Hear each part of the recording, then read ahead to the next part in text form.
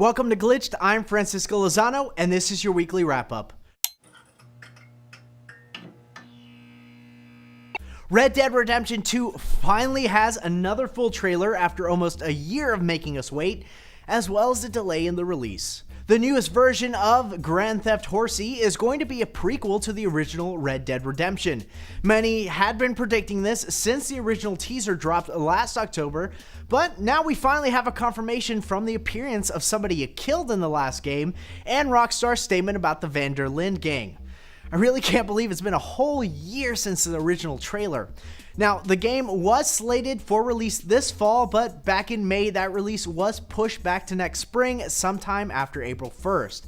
The new trailer also showed you can use a bow and arrow in the game this time, which has a lot of diehards in a tizzy. A good tizzy, but still a tizzy.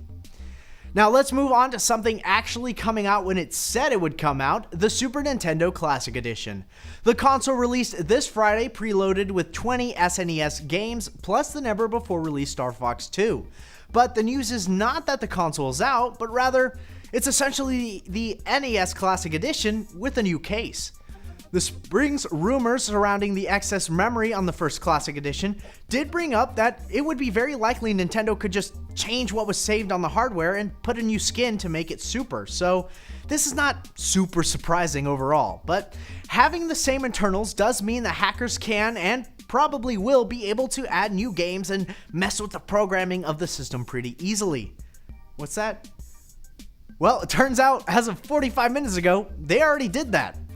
Now, what this also means is that reproductions of the original classic NES should, and I should probably emphasize should, be pretty easy for Nintendo to resume.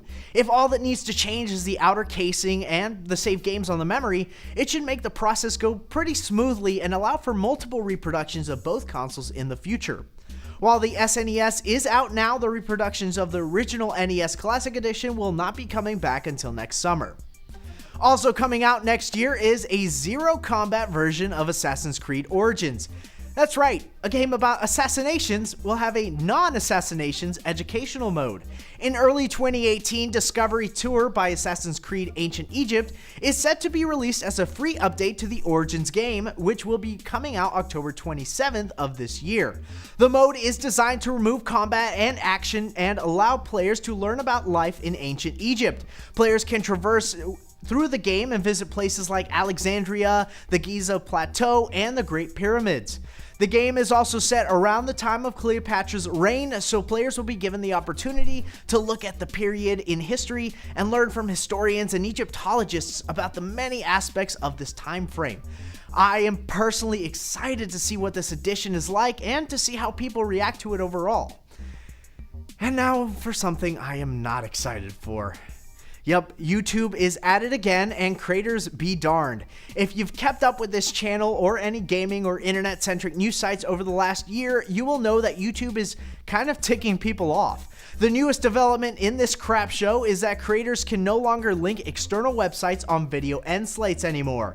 This includes sites like Patreon, merchandise shops, and crowdfunding platforms. YouTube says that this change is to help combat inappropriate and abusive content, and they ask that creators join the YouTube Partners program instead so that they can protect content on the site. If you're not already mad about that BS statement, get ready, because there's more. That program, the one that YouTube wants all of its creators to join, yeah, one of the requirements to even apply to be part of that program is to reach 10,000 public channel viewers.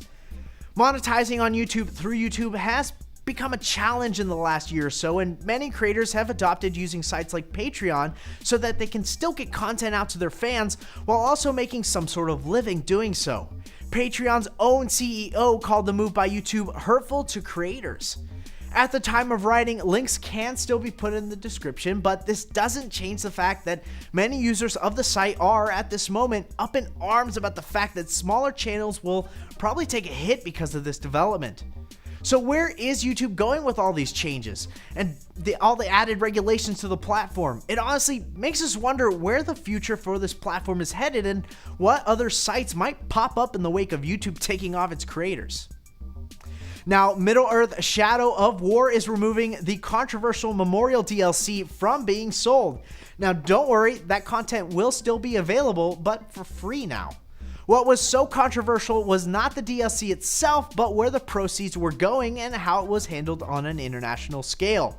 What began as an effort of good intent ended up being not so great. The DLC was made to memorialize one of the executive producers of Monolithic Productions who died of cancer during the game's development.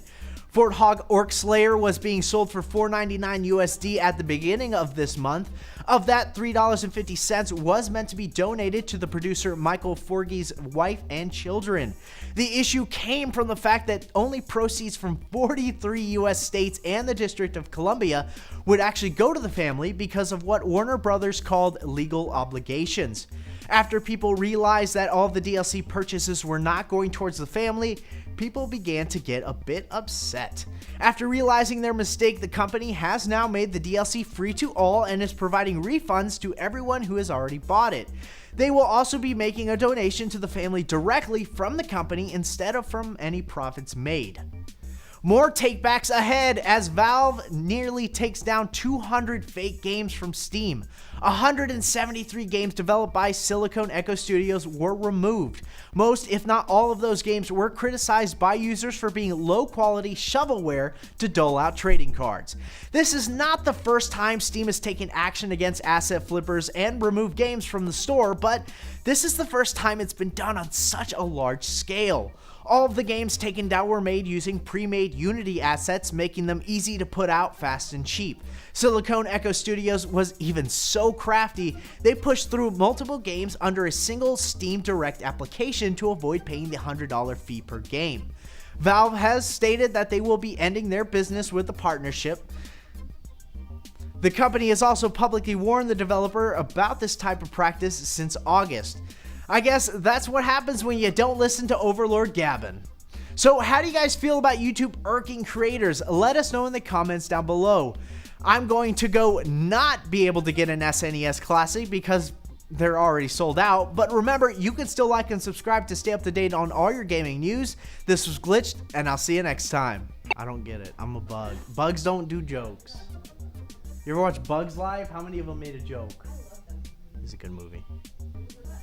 Movie was a joke. Whoa, no, Ants with the Z. That crap was a joke.